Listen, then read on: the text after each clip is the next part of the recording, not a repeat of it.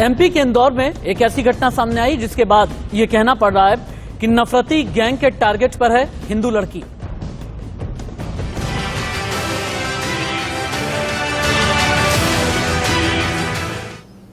MP के शहर इंदौर से बहुत बड़ी खबर आ रही है। इंदौर में गर्भवती हिंदू महिला से गैंग रेप को अंजाम दिया गया। 4 मुस्लिम लड़कों ने किया गैंग रेप। नौकरी का झांसा देकर महिला से हैवानियत की गई। सोशल साइट पर दोस्ती के बाद ये गैंग रेप को अंजाम दिया गया।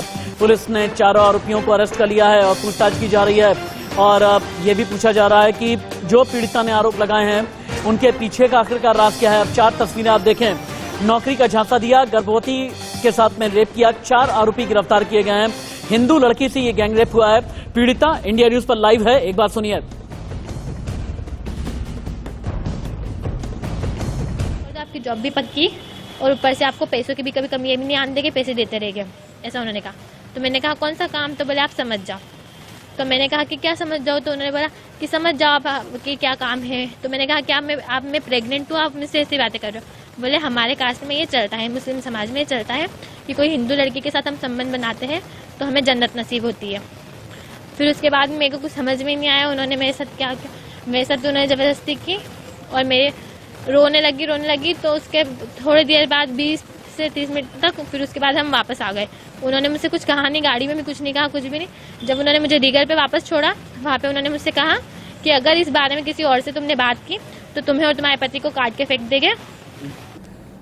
मेरे सीनियर कोलीग एहतियाब शेख इस वक्त इंदौर से लाइव हैं। इंदौर गैंगरेप कांड में जितनी खबरें आई हैं, महिला आरोप ये लगा रही है कि जब मैंने मना किया, जब मैंने रेजिस्ट किया और ये कहा कि मेरे साथ में इतनी जुल्म और ज्यादती क्यों की जा रही है। एहतियाब, इस खबर की तह तक क्या अभी तक आप पहुंचे हैं या नहीं?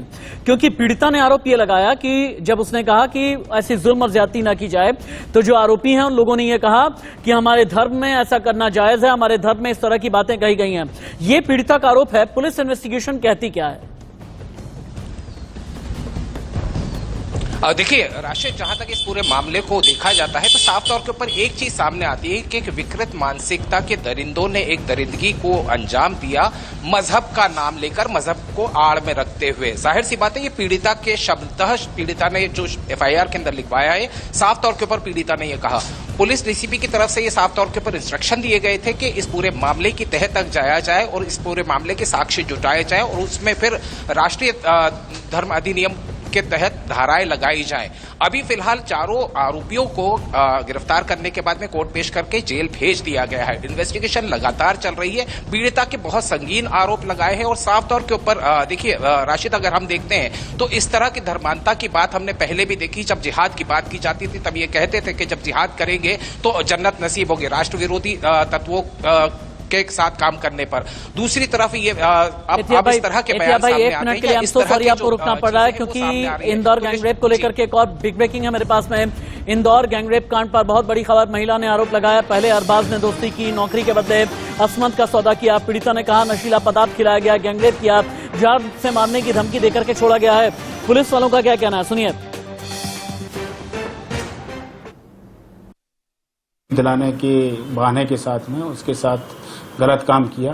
बाद में फिर 14 सितंबर को फिर से उन दोनों की मुलाकात हुई कि हम तुम्हारी नौकरी लगवा देंगे, और उसको गाड़ी में बैठाला और लेके जा रहे थे।